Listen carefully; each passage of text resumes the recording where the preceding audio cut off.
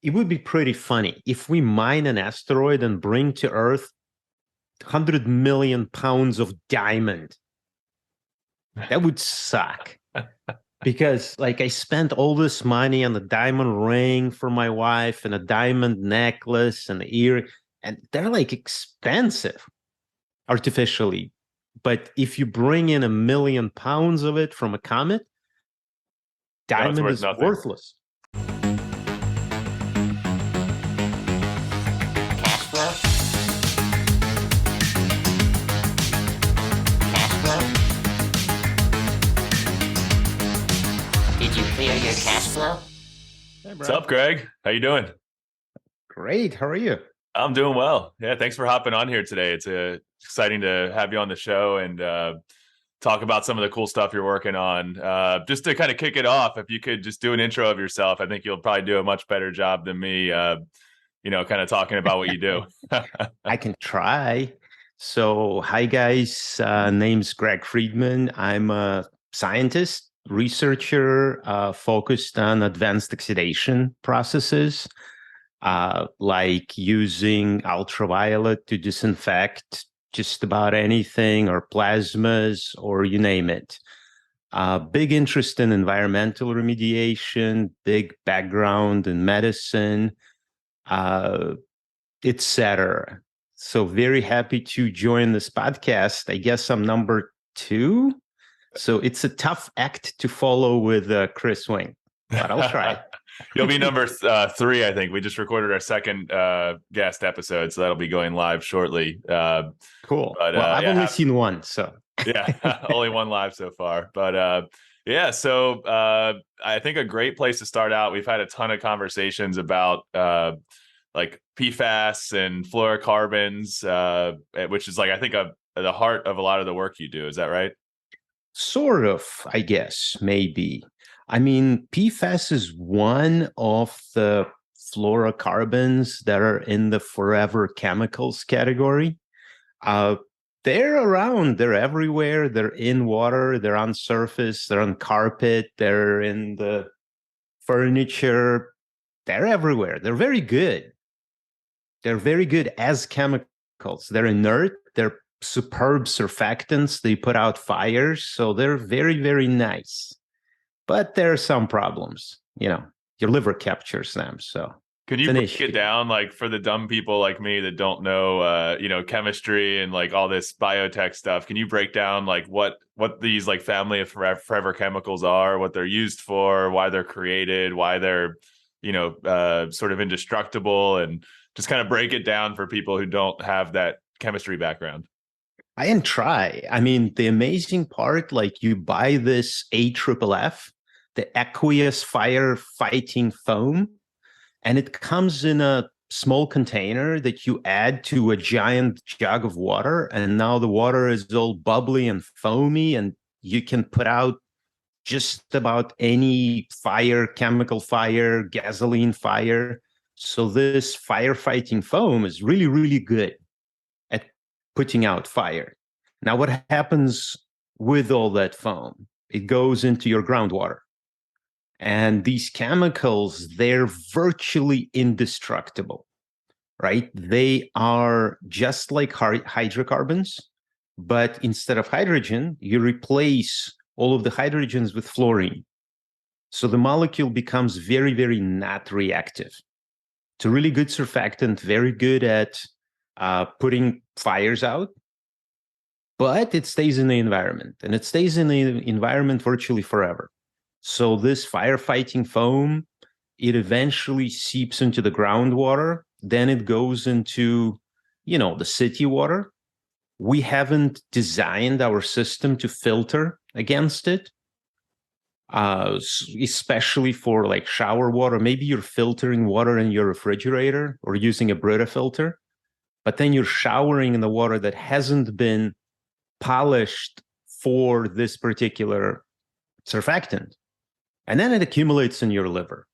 And over decades, it takes a very long time for it to accumulate. But once it does, it's been linked to birth defects in children, a whole host of cancers, lots of different medical problems. So we're trying to get rid of it. And regulatory environment is tricky because there isn't a good way to get rid of it. It's very not reactive. How do you remove something that doesn't react with anything? You can use very expensive filters, but then those filters cost money.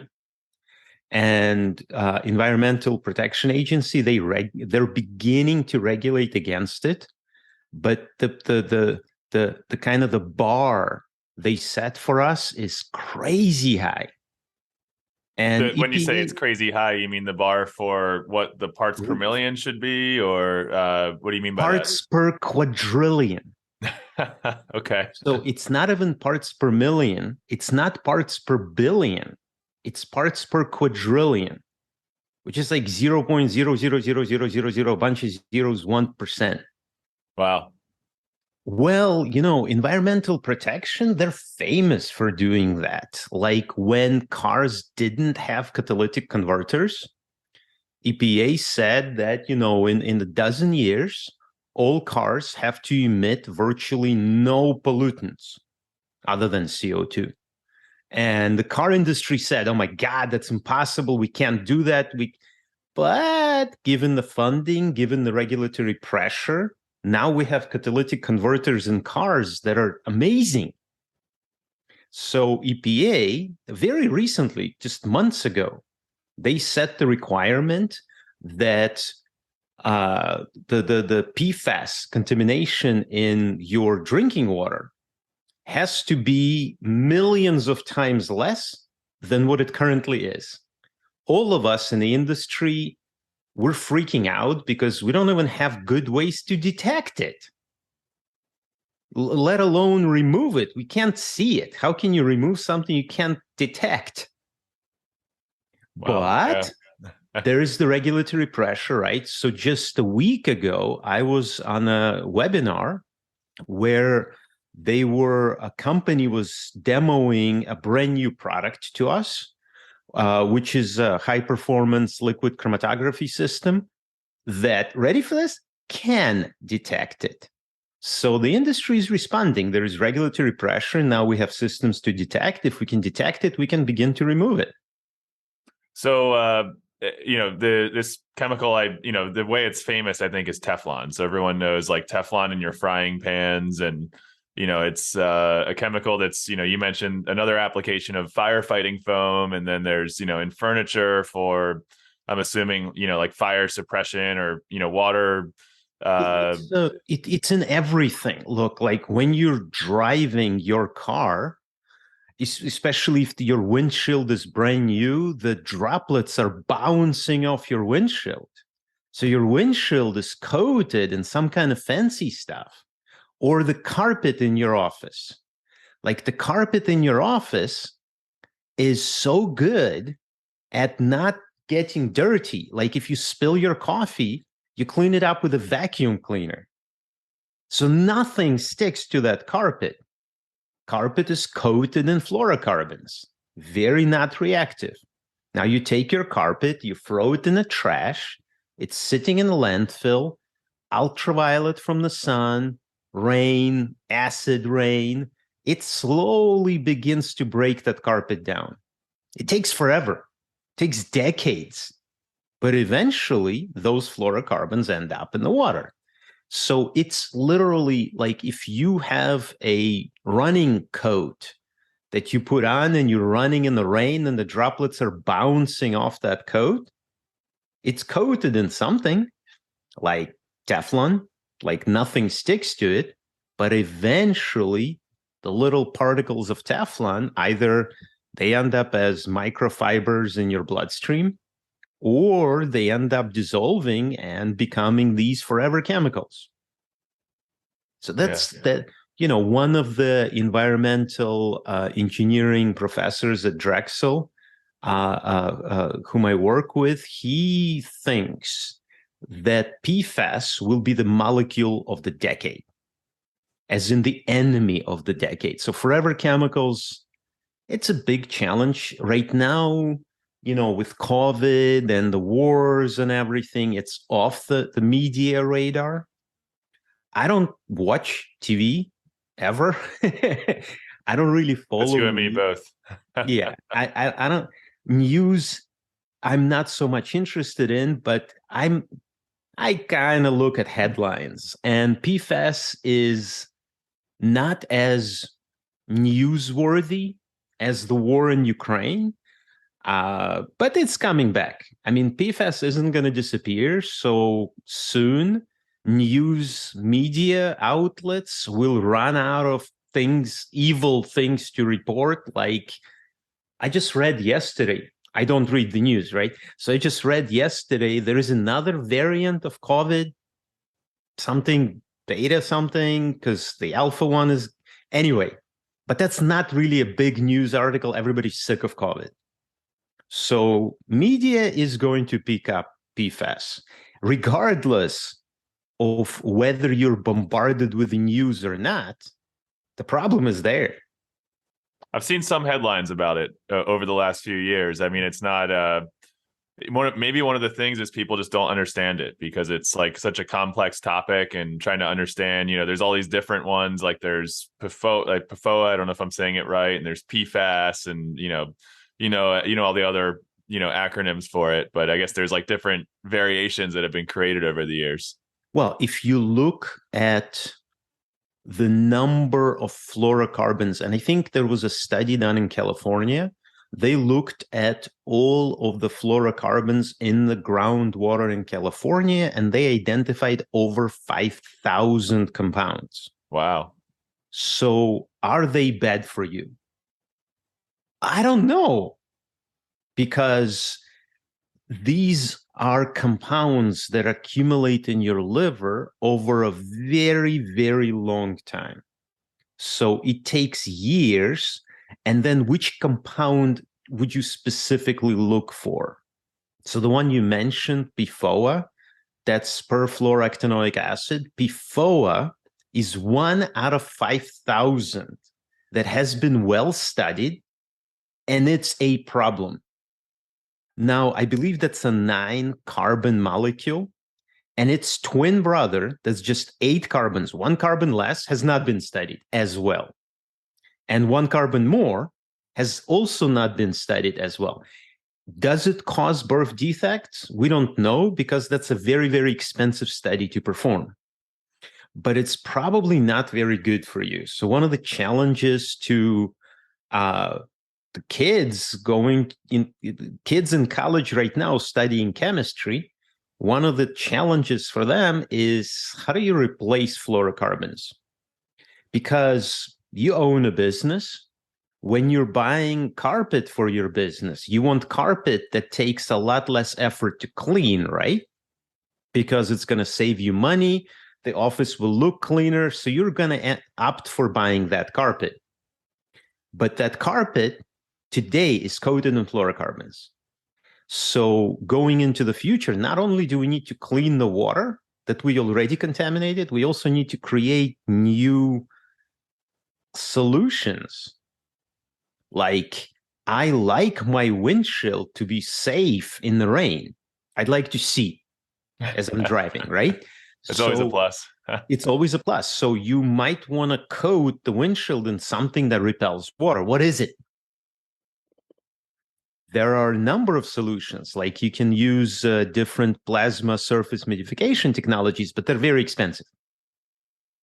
So it's a big challenge. It's a challenge that will take a lot of the government funding. So I think one of the topics you wanted to discuss is the difference between industry funding and government funding.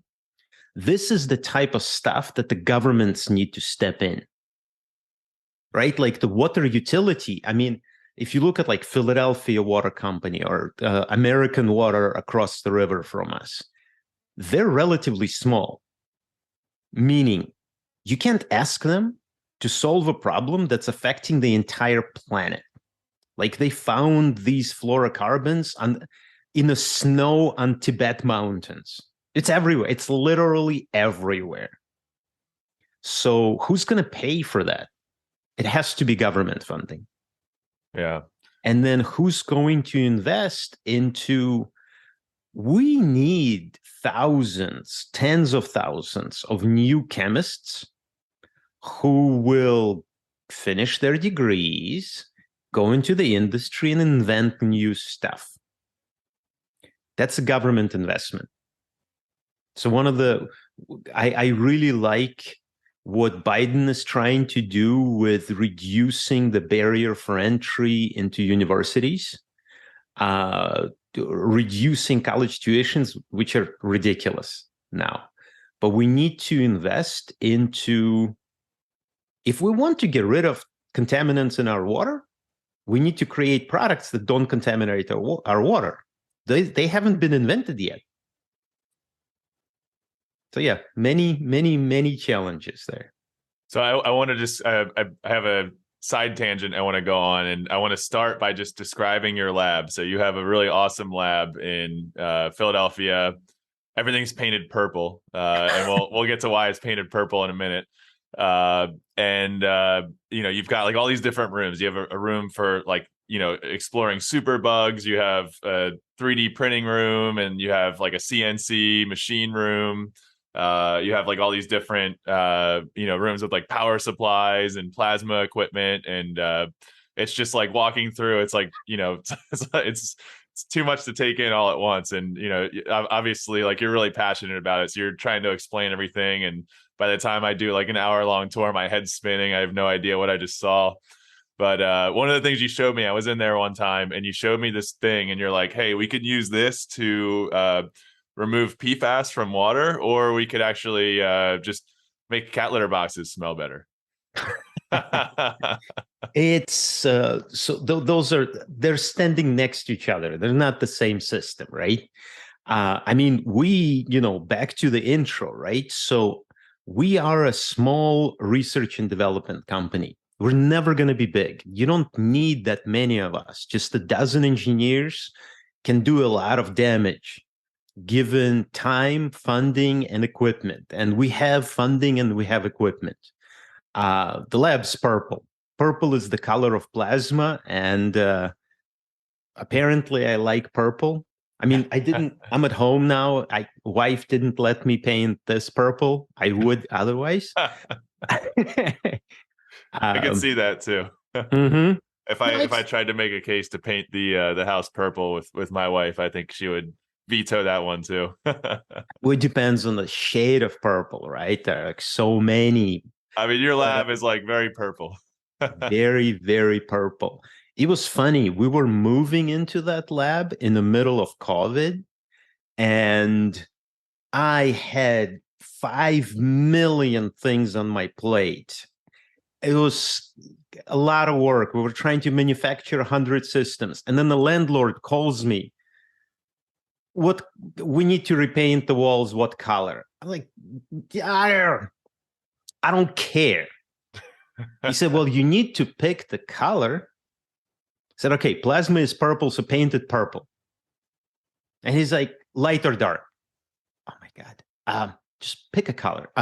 Light, I guess. I don't know.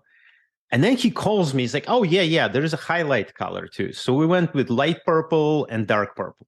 That was it. And when I saw it, I think I told you this story. When my business partner Charles and I, when we walked into the lab the first time, it was pretty shocking.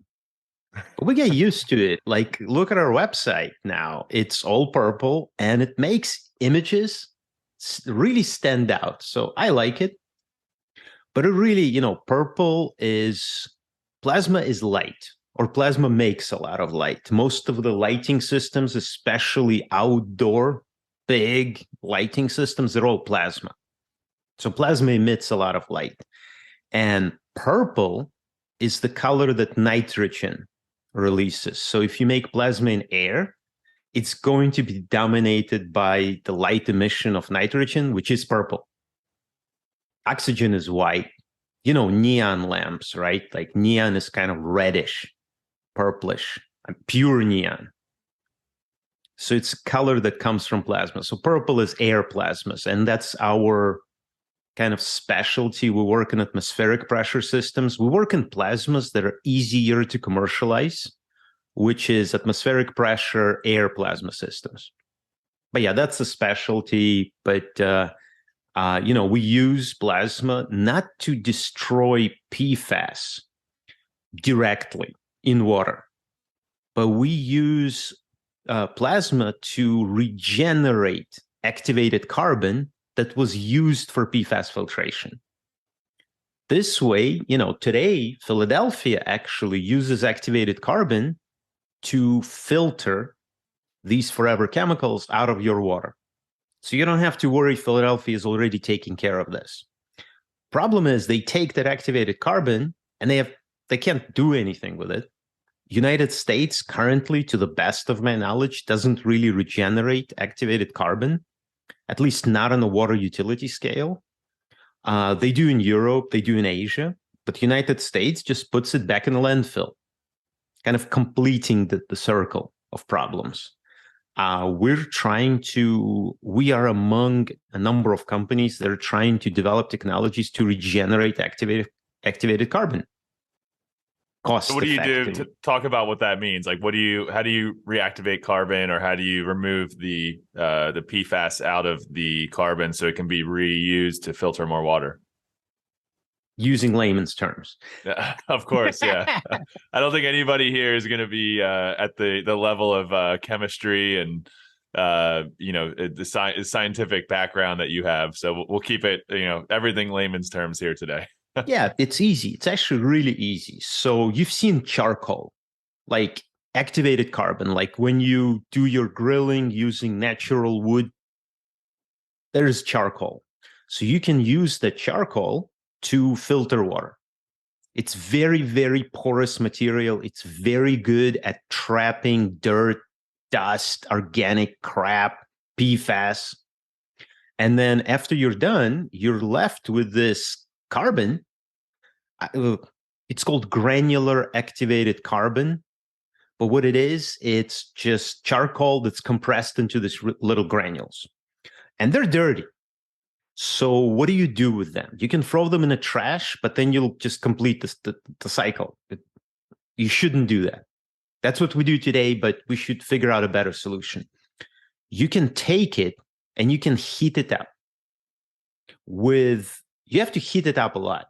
We're talking like at least 1,000 Fahrenheit.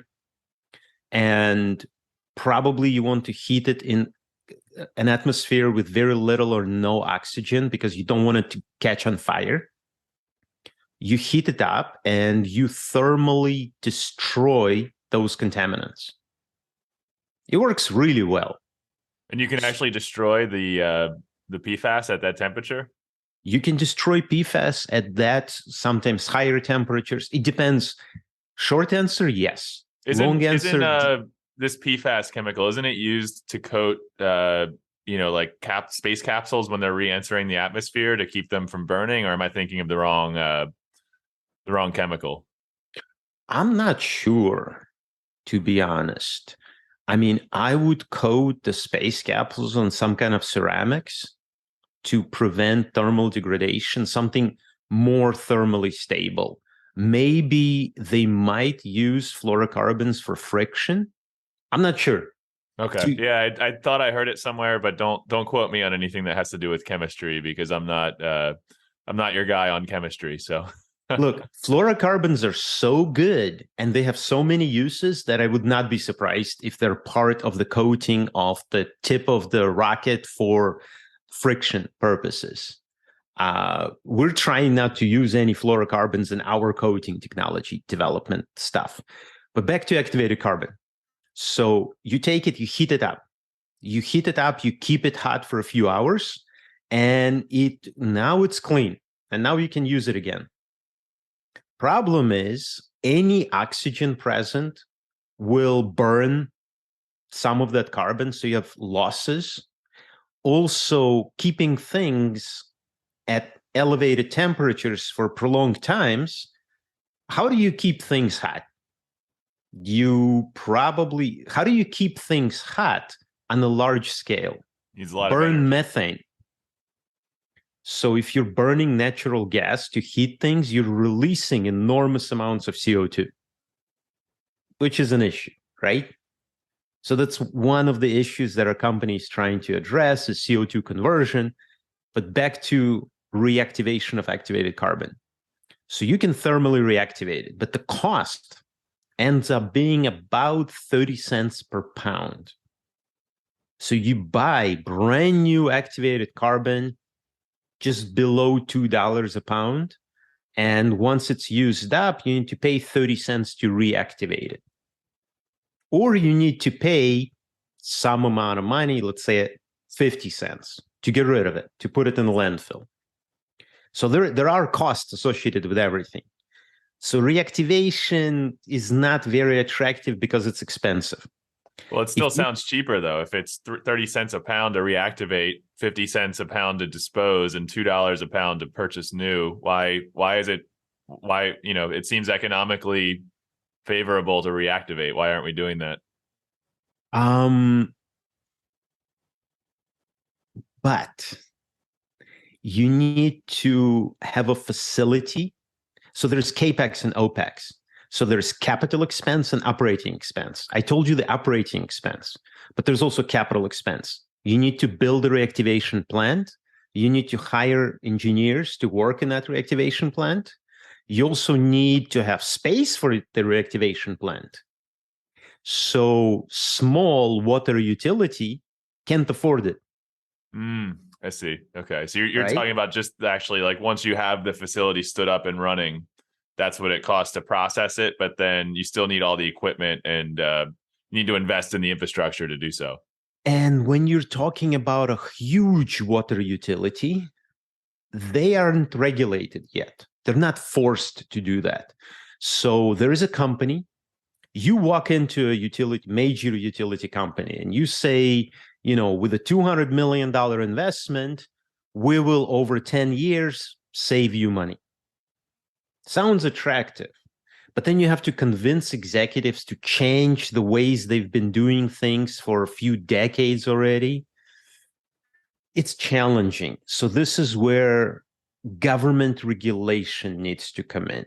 Do you think this will be a private industry that spins up over the next decade or so of these, facilities that are reactivating carbon and getting these, costs down to 30 cents per pound of carbon reactivation? And it's a new industry that could be budding in the coming years?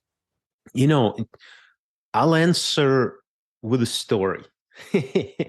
If you read newspapers from 100 years ago, there was a big boom of news articles that Manhattan is drowning in horse shit. And few more months of this or few more years and the horse manure will reach the level of the first floor windows. Oh my God, this is a disaster. We're all gonna die. And then cars came. And what year was that from? I don't remember. 1800s or something? When did Ford F1 build, or when did Henry Ford build his Ford F1? That was, late 1800s or something. Here, let me Google that real quick. Let's get some fact checking going here. So around that time, cars show up. So you have a problem of manure and the city's trying to figure out how to remove it from the streets more efficiently and maybe... It was 1948, is that right? That makes sense, actually. Yeah, 1948 to 1952 was the model years. The production started in November 27th, 1947. So not 1800s. This is quite recent. When we were driving horses in downtown Philly, but it's in your mind. That problem was solved almost overnight. You're drowning in horse manure, and the next day you're dealing with traffic problems from cars. The problem of horse manure disappeared because horses disappeared. So regeneration of activated carbon is a patch. Are there going to be companies investing in regeneration of filter media? I'm sure. What I am, as a scientist, what I'm hoping for, what I'm working towards, is something new. There will be a breakthrough. Some very talented young girl or boy will invent something, and I don't know what that is. So rather than trying to figure out what to do with the horse shit, we just get rid of the horses. We just get rid of the horses, and the problem goes away. Yeah, interesting. So that's the best way that I've heard you explain it so far. Makes a lot of sense to me. It's like, how do we, instead of continuing to use these chemicals and figure out how to process the outcome of using these chemicals, then we just stop using them and we replace them with something better that doesn't have the same issue. Well, like, for example, so carbon is the building block of life. So hydrocarbons and fluorocarbons, they're similar molecules. So your body interacts with these forever chemicals.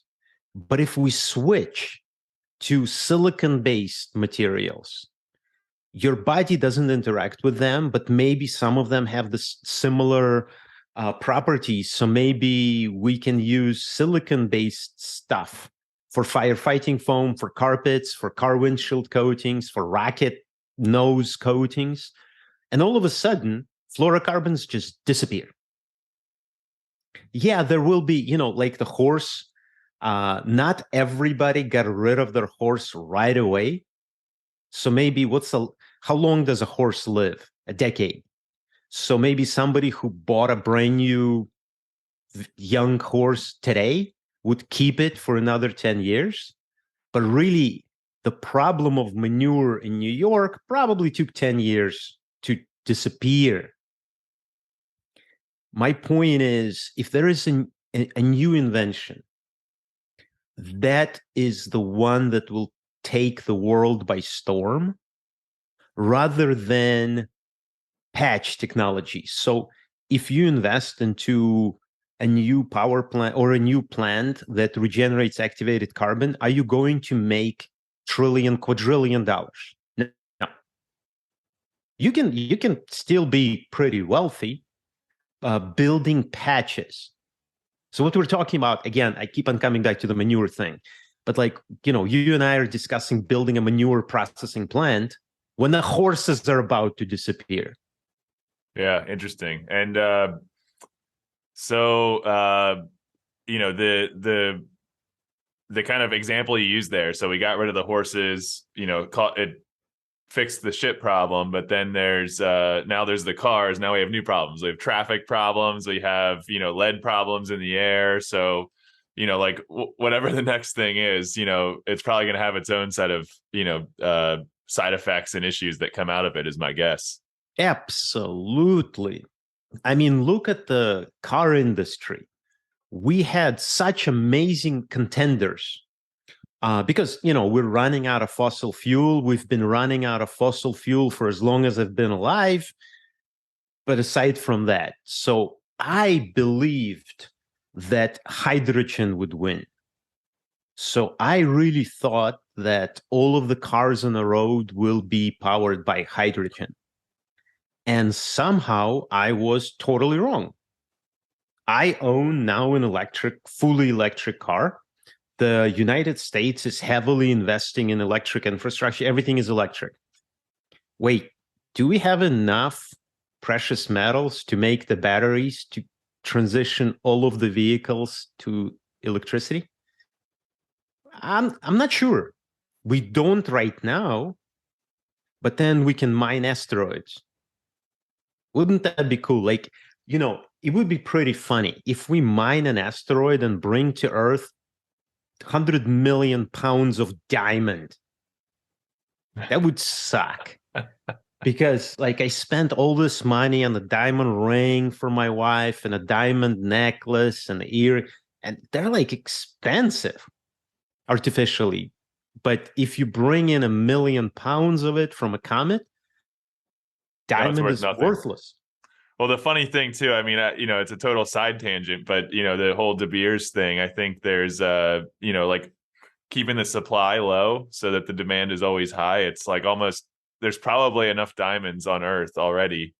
There's lab grown diamonds. There's I heard a story that this goes to like the power of marketing. I heard a story that when lab grown diamonds started coming out, I think it was the De Beers Corporation did some sort of a PR campaign where they manufactured, they invested, tens or hundreds of millions of dollars into manufacturing really low quality, subpar lab grown diamonds and flooded the market with this really crappy supply of lab grown diamonds just to make the public perception feel that lab grown diamonds were subpar quality, even though you could manufacture good quality lab grown diamonds. They just flooded the market with sub quality ones so that people's perception was that like the natural occurrence of diamonds were just way higher quality than what could be created in a lab. Well, it's marketing and media for you, right? So if you own a newspaper, you can do a lot of damage or good things, I guess, but nobody ever does good things when they own a newspaper. You're right. You're absolutely right. I'm not familiar with that particular story, but if I owned a diamond mine, I would probably do something exactly like that. Lab-grown diamonds are very high quality, but I have no idea the cost and not my specialty. I go with, mass media. Our society pushes us to buy diamond rings, and I'm happy to. That's the one path I'm happy to follow. Yeah.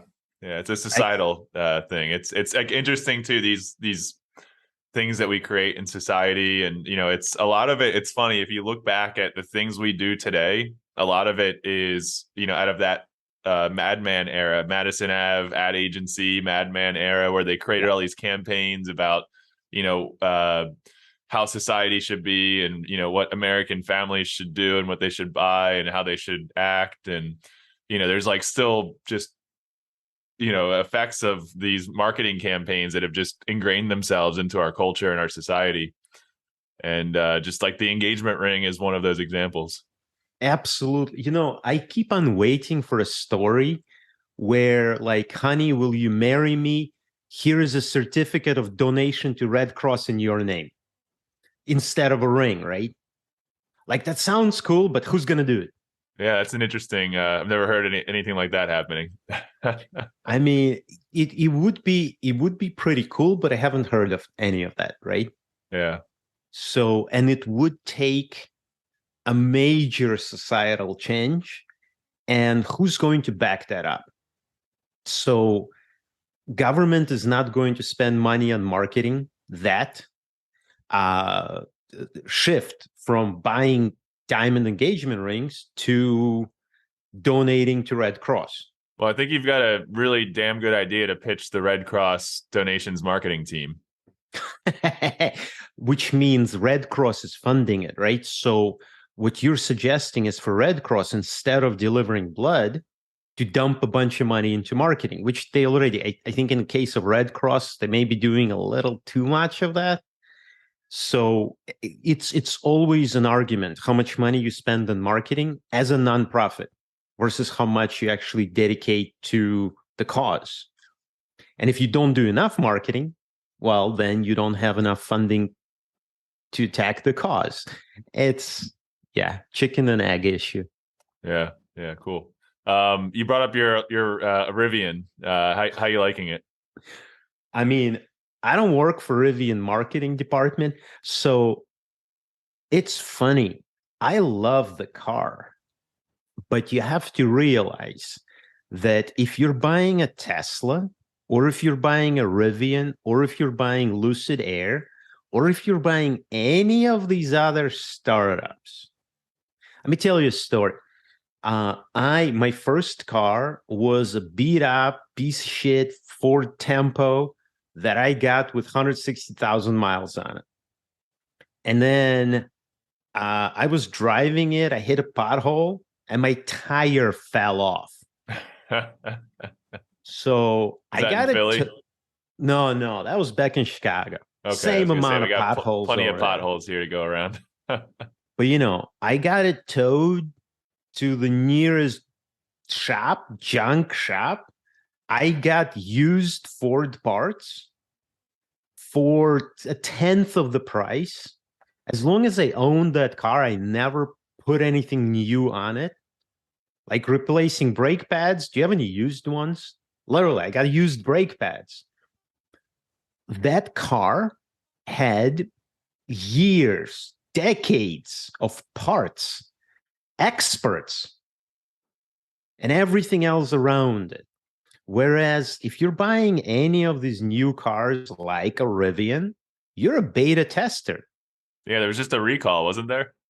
That recall is, I think that's a marketing. That recall, yeah, they came in to fix my car. It took them like a minute. It's just 2 bolts that they needed to check if they're tight enough. Yeah, like the steering column would come off or something, I heard, right? Nah, not really. I have a more interesting problem with the most recent. So Rivian does over-the-air updates. Well, before you do that, I want to hear like why the bolts thing was a marketing stunt. You said it was a marketing thing. I think, I don't know who's marketing, but like what happened, I got an email from Rivian one day before recall. And the email was, "Dear customer, we noticed that we were not sufficiently checking the tightness of one of the bolts. So it's no big deal. You can keep on driving. Nothing, like it's not a problem. But just in case, we are here to ensure your safety. So we're going to fix it. We're going to issue a recall. This allows us to reach each and individual owner, and we want to check everybody's car. Because if they emailed and said, okay, you know what, it's no big deal, it's a non-issue, but we'd like to check your car anyway, you wouldn't do anything about it. But they decided to issue a recall to get our attention as owners. They came in, they checked my bolts, both of them were tight enough. And as soon as the recall is issued, I start seeing these headlines like, is Rivian going out of business now that they have to recall every single car they've ever manufactured? I saw the same headlines. What the fuck fuck are you talking about? And I was like, what the hell? It's like a bolt. They tighten a bolt. But it's funny. A couple of people stopped me on the street. And by the way, a lot of people stop you on the street with a Rivian. But a couple of people like, is your car safe to drive? Uh-huh. Yeah, it's fine. It's just fine. There is it's not a loose bolt. It's a bolt that's that may be not sufficiently tight. Anyway. That sounds like a lawyer wrote that. It was the way, the problem versus media handling of that problem. So, bad news is, or bad publicity is also publicity. I think the way Rivian handled the whole process is amazing. And if I wanted to attract attention to my company, it's like when you're making, when you're giving a presentation to venture capital, they tell you to put in one slide that's going to beg for a question, right? So like Rivian showed to me as the owner of that car, amazing service, super customer support. Just, I mean, this recall, because I had a couple of other questions about the car, which I was about to tell you. The way they're handling the whole thing is amazing. The customer service has been, and I don't work for them. Their customer service has been by far better than any other vendor that I've ever experienced. And I deal a lot with different vendors. Rivian makes, I'm going to say it. I'm going to say it. Rivian makes me feel special. Like every phone call is like I'm talking to you, but you know me. Like I call you, hey Brian, you're like, hey Greg, what's up? Like, you know me. When I call Rivian, not only do they pick up right away, they act like they know me, and they're little, even the way they talk. Maybe it's only the way they talk to me. But my technician, Mike, he's like, ah, shit, man. All right, I'm going to try to come out as soon as I can. Like, how's next Tuesday? He's coming from Virginia, driving all the way over here just to fix my car, and he's my technician. You know what I mean? But what I mean, the car is a beta prototype. My car stopped recognizing me.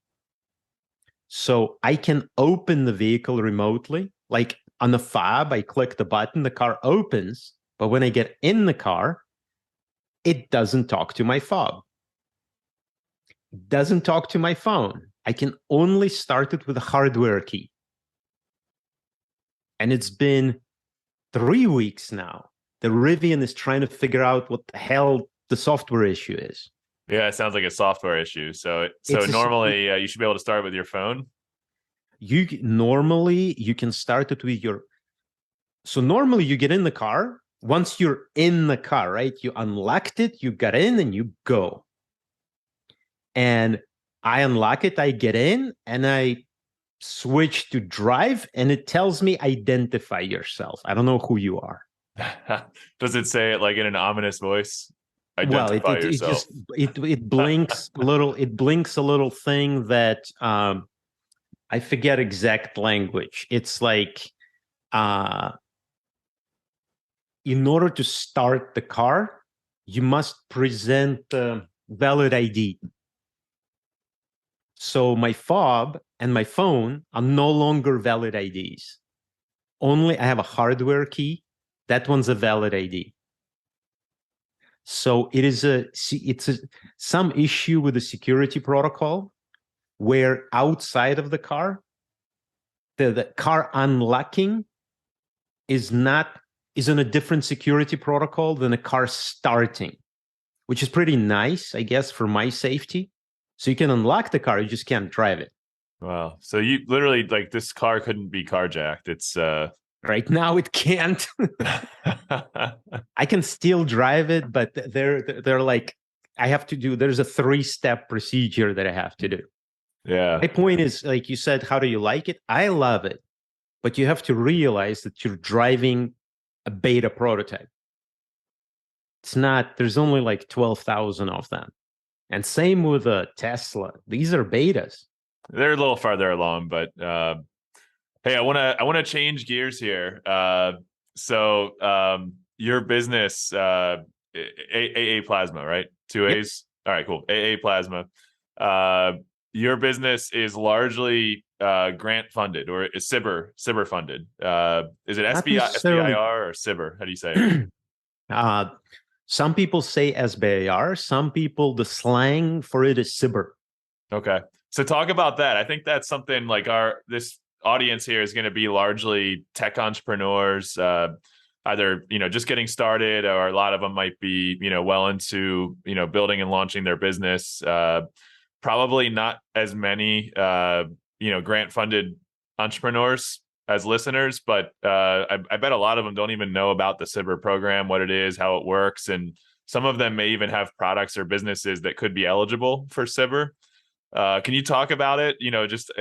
I know I've referred a couple of people to you who are trying to figure it out, and it's like, you've somehow like cracked the code to running a company with SBIR.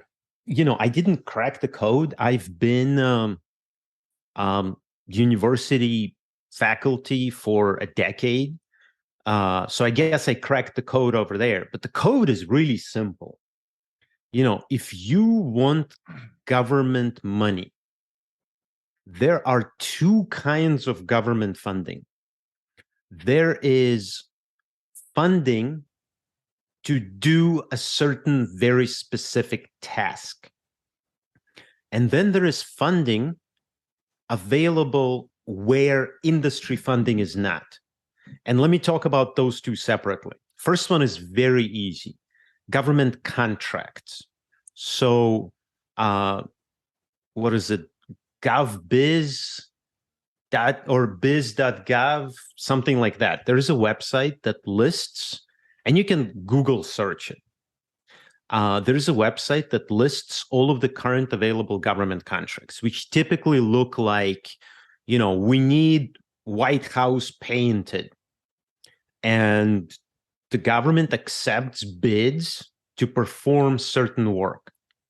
So if your company, if you own a company that paints houses, there is nothing that prevents you from painting government buildings, right? But in order to paint, like, Brian, you used to own a house in the burbs. If you wanted to get it painted, what do? You call a couple of painters and you get bids, right? Especially, okay, I mean, maybe painting a house, you call the painter, you already know. But the way government does it is they put out a bid, or they put out RFP, request for proposal. And they say, we need 6,000 buildings painted. Give us your best offer. Or we'd like to purchase 1,000 pounds of bacon. So if your company, like if you're starting a brewery, or if you own a brewery, nothing prevents you from bidding on government contracts for providing them 60,000 barrels of beer. Matter of fact, there are many companies that live solely off federal contracts, like supplying food, munition. I mean, you're familiar with industry selling weapons. So that one, sure. Yeah, defense.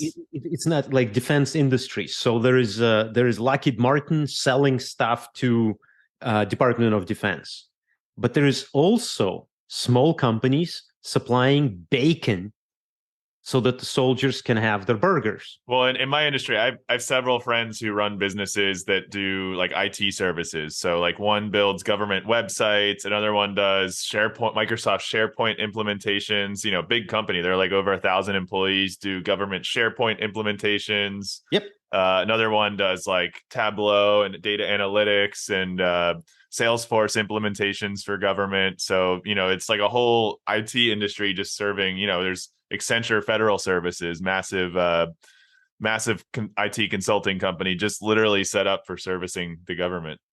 So that type of funding is pretty straightforward. So, like I said, there are two kinds of funding. There's that. So government is building a new building and they need computers set up for 10,000 employees. That's that. That funding aside, there is funding available for things industry would not fund. Like we talked a little while ago about PFAS remediation, or reactivating activated carbon, regenerating activated carbon. Industry is not doing that. Industry doesn't have a good technology, so there needs to be investment into innovative solutions. Government has a lot of money available for that. A lot of that funding goes through the Small Business Innovative Research Programs, or Small Business Technology Transfer. What's R stand for? STTR. Whatever. Small Business Technology Transfer something. So there is SBIR and STTR. That funding is not really to perform a specific task, but it is more for groundbreaking innovation. So I get a lot of questions. Hey, my company knows how to paint houses. Am I eligible for SBIRs? Not really. Unless you develop a question that is extremely innovative. Like if you want to, you've observed, you have preliminary evidence that if you paint little stripes on the buildings, then the children are 3 times happier going to school in that building. Like you need to have some background preliminary research. So your proposal as a house painting, as a building painter, you're proposing not to paint 100 houses, but you're proposing to develop a new painting method. That's eligible for SBIRs. I just talked to a software company. They are developing some kind of educational solution software for universities. Are they eligible for SBIRs? Well, not the way they're phrasing themselves. So if, all right, there is a clear problem. There is lack of underrepresented minorities entering STEM disciplines today. So if the software you're developing helps university manage current students, that's not really an SBIR grant. But if you are proposing to develop something that will increase the number of underrepresented minorities entering STEM disciplines, like you're trying to solve a problem that United States people, the citizens of United States have. And this is not a problem that universities, that a consumer market would invest in.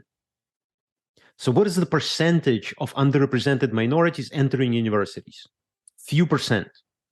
So for university to heavily invest in increasing attendance of those, like, would you put most of your marketing budget into 2% of your incoming freshmen? Probably not. So this is something that government needs to go into. My point is, like, if you want to provide service for money, then go for government grants. But if you have a very innovative idea, especially as a startup, and especially very innovative idea, then I would suggest looking into small business innovative research. It's innovative and research are the keywords. The way sense? I've heard it described that I kind of like is that it's America's VC fund. See, even they promote, so like NSF says something along the lines of America VC fund.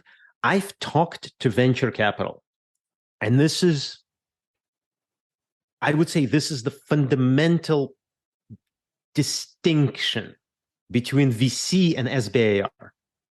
Like when I talk to VC, I often say, people who know me know that I very frequently say that venture capital funding is easier than SBIRs. In many ways, it is, because VC, the question is very simple. How much money do you want?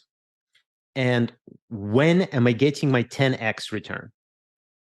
So if you're asking VC for $100,000, they say, okay, that's not a problem. When am I going to get it back? And if your answer is, well, maybe in 100 years, then the answer is no. Whereas federal government funding, they're not asking that. They're not asking when they're getting their money back. They're asking, what is the impact on the society? Right? So, look, if I go to venture capital and I say, I'm working on developing technology to clean granular activated carbon after it's been used.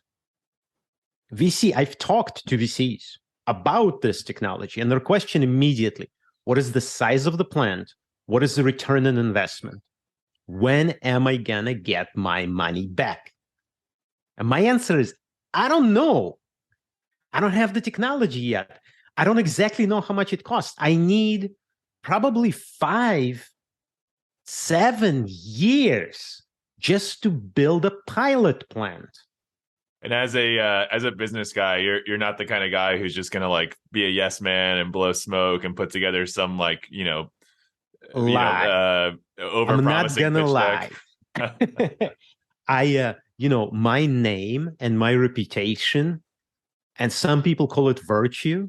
I think that's the only thing I have. And am I going to put that on a line for $1 million from venture capital? No, absolutely not. It's not necessary for me either. That's why, it's funny. I have access to venture capital. I don't have a good enough idea that I can myself say, yes, if you give me this $10 million, I am firmly confident that we will give you $30 million back in 2 years. I am too early stage in many of the things that I do. This is why most of my funding is from government. I am searching, I'm spending taxpayer dollars searching for something that's not going to give 10x or 100x. It's going to be 10 million x return. Like if we are able to regenerate filter, we're going to get rid of the horse manure problem. And maybe we don't need cars. Maybe we will stick with horses. That's where federal investment is for. So they're not like, NSF as they are calling themselves America's VC fund. I disagree with that statement. They're not VC. They're more like angels. There's somebody who believes in you. They're not, Does that make sense? they're funding ventures, but they're not funding ventures for the sake of profit. They're funding ventures for the sake of societal impact. Correct. And that's cool. Also, one of the venture capitalists I work with, he refuses to invest less than $1 million, and he refuses to invest into market that has less than 18 billion. I don't know where he got that number. 18 billion in total addressable market. That's his thing. Whereas, so when you're talking to him and your market is, I don't know, underrepresented minority children susceptible to dementia, that's a very small market. It's not an $18 billion market, so he's not going to invest. Whereas if your solution is innovative, then perhaps SBIR funding is the way to go. Yeah, cool. So talk about like a business that somehow like their value proposition is asking a good question, that's early stage, that has societal impact, that probably could be a candidate for SBIR funding. How do they get started? Like, what do they look at? How do they educate themselves? What are the expectations? Talk about the different phases of SBIR. What's like the 5-10 minute crash course, if if there is such a thing on SBIR? If the question is phrased in the way you phrased it, then I would say your company is not fully ready for a full, complete SBIR thing. You need to better understand government. And luckily, National Science Foundation created an extremely successful program for that. The program is at least a decade old, and it is one of the most successful programs within the National Science Foundation. It's called the Innovation Corps, like ICORPS. We'll put the link in the show notes for the listeners of that. Yeah, it's not an innovation corpse. It's Innovation Corps, even though it's spelled with a P. So say it again. What's it called? ICOR. It's ICORPS. Okay. The P is silent. They make sure it's not an I corpse, it's an ICOR. That program is amazing. So if you apply, to the full I-Corps from the very beginning, there is I-Corps local, regional, and national. I-Corps local is when you apply for it, it's like a 1 day. I think it's a 1 day thing. Very small funding, maybe, I don't know, $500. I forget the amount, small amount of money for you to travel to them and spend 1 day where National Science Foundation will answer the question that you just asked me. The question, how do I get started in business? How do I get started in government funding? What is government funding? What's available? How does one approach it? How does government help small businesses? So that question is answered. And they pay you to come. They pay you to come. They pay for your hotel. They pay for your food. And they answer your questions. Do you have to apply to do that, or just you sign have up to apply to do that? Application process is ridiculously simple. As long as you know how to write half a page. So application process is very simple. You submit your pitch and wait a little bit, and you get invited to a phone call. And after the phone call, they invite you to come out. Cool. That's awesome. So that's regionals. So regionals is one or 2 days. Then there is, local. Local is 1 or 2 days. Then there is NSF I-Corps regionals. So after you go through the local, then you can apply for regional, which is 1 week of pretty tough training, preparing you, asking your questions. What's your business model? What's your business proposition? Who is your target market? What's the product market fit? What does it mean? They teach you what the meaning of the word product market fit. And then they put you through an exercise of identifying the market that fits your product. That's NSF regionals. Because you have to select which agency you're applying to in SIBR and... No, this is all National Science Foundation. That's the only agency that does it. Actually, National Institutes of Health, I believe, also began this program recently, but I'm not as familiar with it as I am with NSF. Is NSF the biggest SIBR funder, or is it the DoD?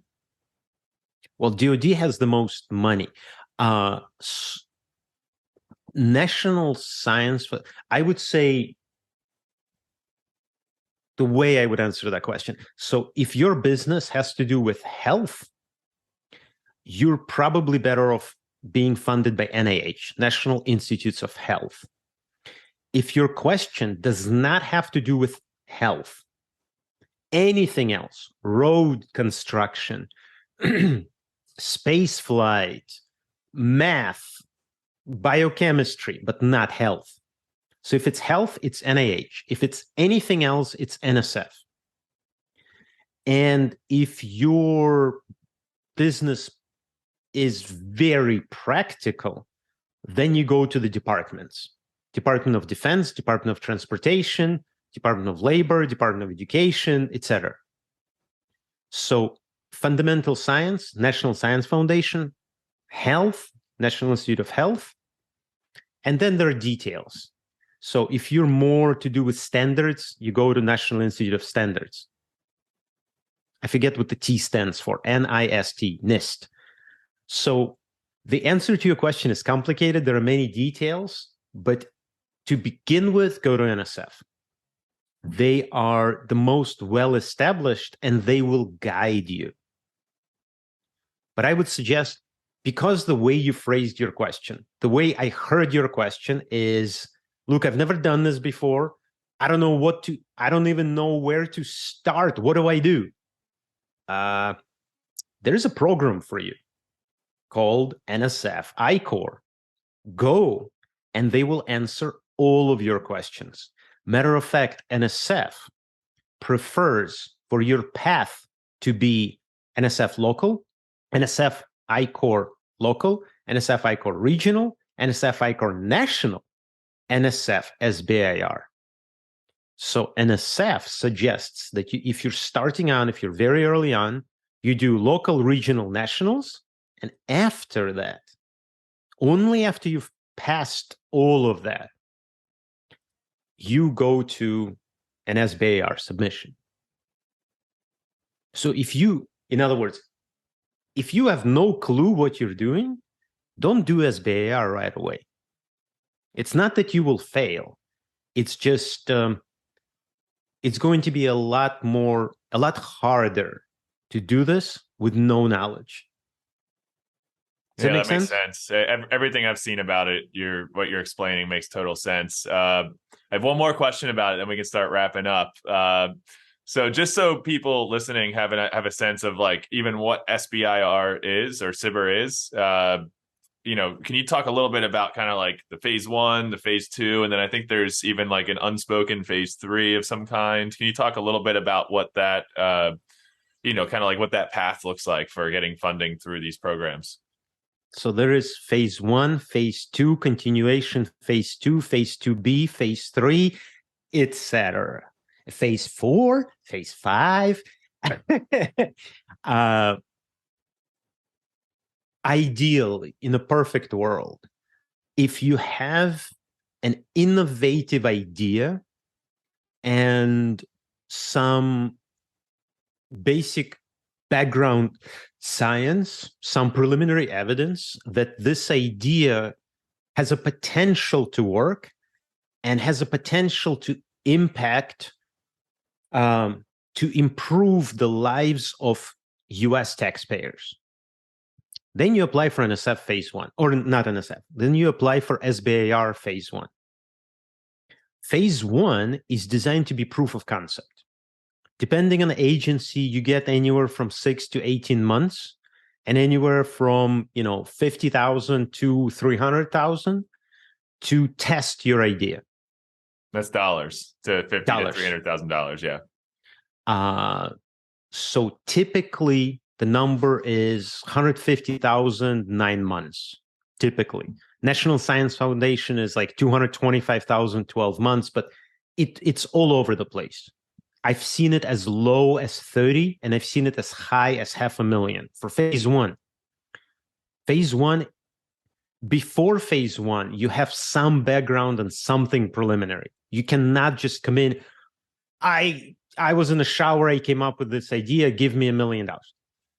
Typically, you have something preliminary, and then you get this chunk of money and chunk of time to evaluate it. And what is assumed is you will spend this money and this time fully dedicated, sleepless nights, work as hard as you possibly can, as we do, to validate your idea, see if it's possible. Assuming your answer is yes. So you did all this testing and you built a prototype. Here's a prototype of what a big system might look like in the future, kind of like an alpha prototype. You apply for phase 2. And maybe that prototype is like on a smaller scale, or maybe it just does a small subset of the hardest problem, or, somehow like it just proves the technology is like even capable, like if there's a key ingredient to the technology that you just can even create that key ingredient, is that right of what a prototype would be? So imagine yourself saying, look, I built with the 150,000 that you gave me, I built this prototype, and if I had $1 million, I would build a much bigger one that would do everything. Does that make sense? Yep, gotcha. So technically, after phase 2, everything is over. Federal funding is over. So ideally, phase 2 is typically on the order of $1 million and typically 2 years long. So you got $1 million for 2 years, that's $500,000 a year, to build $500,000 a year, to build a pre-commercial prototype. And usually after phase 2, you would go to industry or venture capital or angel investors. Usually after phase 2, the federal involvement is over. There is a possibility for something called phase 2B or phase 2 continuation or second phase 2. It has different names. So it is possible in certain cases to convince the funding agency that you need additional funding. If it solves a really big problem, or if the problem has a lot of impact and it's really complicated, if those are the use cases for that continuation. Yeah. So typically, okay, in a regular environment, you get phase 1. If you're successful with phase 1, you get phase 2. If you're successful with phase 2, best of luck. That's a standard scenario. And then there are special cases. So in the case, for example, your customer is the government. So you have this idea of changing the way cybersecurity is handled in a government. And you get a phase 1, phase 2, and at the end of phase 2, you're supposed to sell your customers the government. So that's called phase 3, the so-called purchasing phase. Then the government will say, okay, I'll buy it, but you only build one prototype. Maybe it's a big prototype, but it's only one. Are you able to sell to the government immediately? Or do you need to do some additional stuff before you're able to sell? So perhaps you need additional funding before you actually can ship the product. That's phase 3. You did something like this during COVID. You made something like 100 of, I forget what you made. You made like 100 some boxes of something. So we never actually did a phase 3. We manufactured 100 units as a COVID-19 response, funded by Defense Logistics, but that was it, phase 2. Okay. So it was a direct to phase 2. Sometimes you can skip phase 1. So phase 1 is supposed to be proof of concept. So you went direct to phase 2 because you had the relationships, they trusted your lab, and they knew that you could pull this off, and they needed it fast. More importantly, we didn't need phase 1 because we already had the prototype. From a different proof of concept. From a different proof of concept. Cool. So in our case, we had the prototype for disinfection of fresh produce, and government needed, in case there is escalation in mask shortages, government needed to prototype 100 machines that would disinfect face respirators, face masks. So that was a direct to phase 2. Let us show that we can scale. So actually our task was to prove that the manufacturing is scalable. And we did that by providing the scale-up plan, executing the scale-up plan to deliver 100 units, and then providing scale-up plan for 10,000 units per month. So you built 100 of these units. How fast? How fast did you turn that around and deliver those 100 units? That's a separate discussion, but it was, we were given a task to make from zero to make 100 units in 45 days. The only question I asked them was, is it calendar days or business days?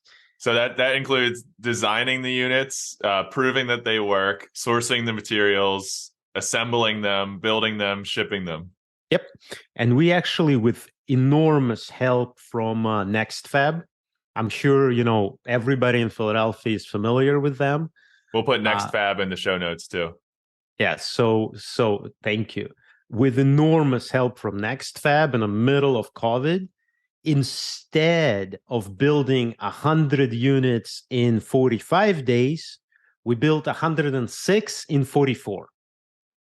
So yeah, we did it somehow. Man, look at you showing up the funders here. It was fun. It was very challenging. a lot of luck was involved. Yeah, you You showed know, me one of them. I was looking at this thing. It's like, you couldn't get all the parts. So you went to like, Home Depot or like different places and bought like random things that weren't, you used them for what they weren't intended for.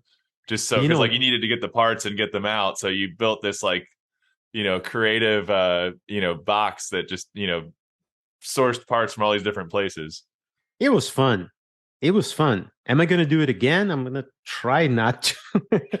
it was it was very challenging, but it was an interesting experience. And actually, the more I work with federal government, the more respect I gain for the government. They they were anticipating, they were preparing for a much larger problem than COVID presented. And they, because COVID could have gotten better, faster, but it could have gotten worse. So government was using small businesses to prepare a massive response. We designed manufacturing strategy because I showed you one machine out of 106 that we built. And it took us 44 days to build 106 machines. But we created a manufacturing plan for 10,000 machines per month in case the country needed it. Thankfully, country didn't need that, but we had the plan. That's cool. Well, this is a really awesome place to wrap up today. Is there anything else you want to share? Just like, any projects you're working on that you want to plug, anything you want to share as a closing out message here? Projects I want to plug. Well, it's interesting. I have the PowerPoint open and I'm editing the website right now, so I might as well plug it. We're working, we started an environmental nonprofit. I think I talked to you and your wife about it, but Yeah. we went through a restructuring effort, realigning, creating a better direction. So what we're doing is we're trying to address the issue of carbon emissions, not by limiting emissions, but by controlling them, capturing them, and incentivizing industry to use CO2 to make some sellable products. So the nonprofit, the reason it's a nonprofit is it will support basic science that needs to be developed to incentivize industry to, instead of throwing CO2 into atmosphere, give them incentive to capture it and convert it into products that they can sell. This way, we think this would be, providing an incentive, financial incentive to industry to capture and convert CO2 would address the environmental impact of it.